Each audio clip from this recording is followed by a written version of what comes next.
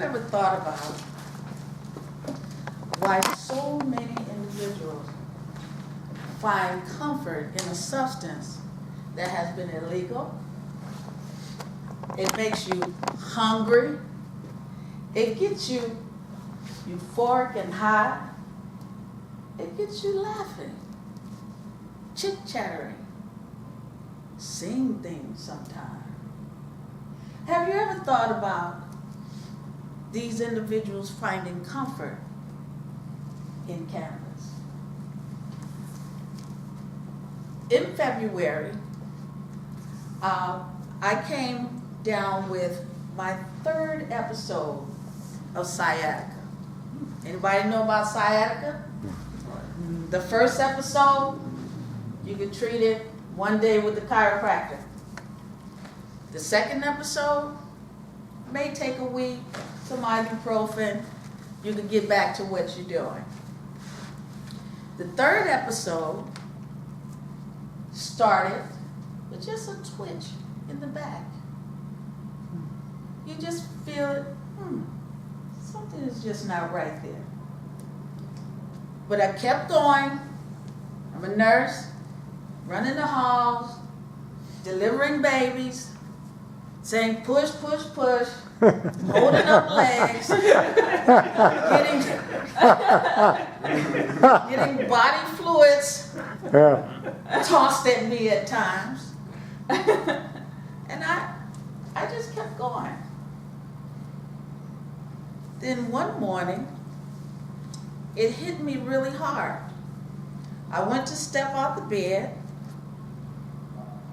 and the pain shot down my back to my thigh and took a curve around to the inner thigh and just stayed there.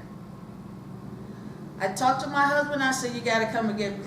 Please, he was in the other room. Come and get me. I can't walk. So to say how that pain increased, as I tried to walk, the pain said, no, I'm in control at this point. This is your 3rd episode. You have inflammation in your L4, L5, lumbar 4 and 5. And this time, we're not going to treat it the same. So my husband found a chiropractor. And he literally had to walk me step by step into the chiropractor that day. X-rays was done. We sat down and he said the inflammation had gotten so out of control that it not only from previous episodes had shot down the back of the leg, now it had taken a new pathway. It was down the front of the leg.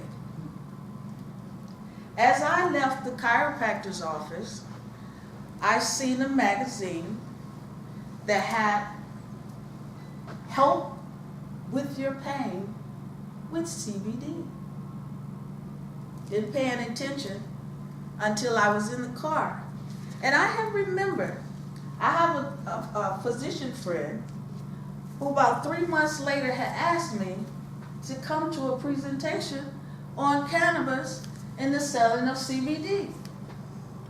So now it triggers in my mind. Motrin is not helping. Tramadol is not helping. Advil is not helping. Aleve is not helping. I need something this time.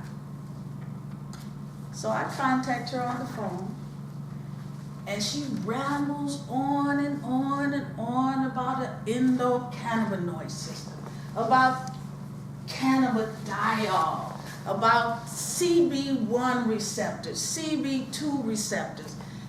And it was like a whirlwind. I couldn't understand. It was foreign to me. But in the midst of me having pain, I decided to research. And I decided to have my husband to take me over to her office to purchase some products. Because at this time, am I in so much pain, I would go through hell or heaven to get rid of that pain, right? It took about 2 weeks. I had to go to the chiropractor 3 days a week for 2 months. But the second week I started going and I was taking CBD, that little twitch that would run down the back of my leg and shoot into the front of my leg was gone. Just the twitch from the back of the leg down. Something is happening here. I continue to take CBD as an oil and water soluble in my water, in my juice, and in my wine. That was the regimen that she gave. After a while, I was going 2 days a week to the chiropractor. And then 1 day a week to the chiropractor. So it took 5 or 6 months for me to actually come out of the 3rd episode of sciatica. So finding comfort in cannabis, I began to think about that. I didn't have to smoke it. I didn't have to get high. I didn't have to get hungry. Okay? And after getting hungry, eating everything in the house and then falling asleep. Didn't have to do that. I could just put some droplets in my water and it could start to relieve the pain in my body.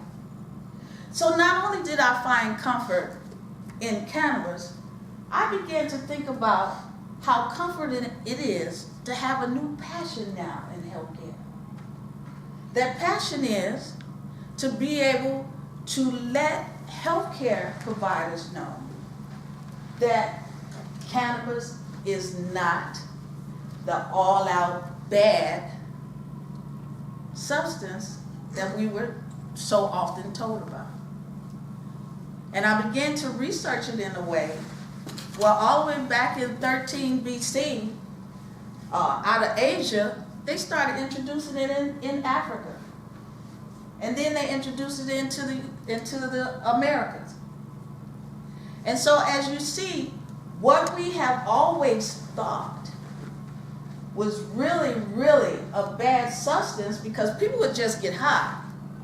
Cannabis was to get high. Give me some weed. Let's go get high, Ryan. But I soon came to understand the passion of having the comfort of knowing that cannabis is a health product. It will increase and improve sexual dysfunction. It will reduce your blood pressure, reduce your blood sugar. And you don't have to smoke it, Ryan. For those of us that don't want to. So in essence, finding comfort in cannabis can be found in many ways. And it's consuming the substance and becoming passionate about letting people know that this cannabis can be used to improve the quality of individuals' lives.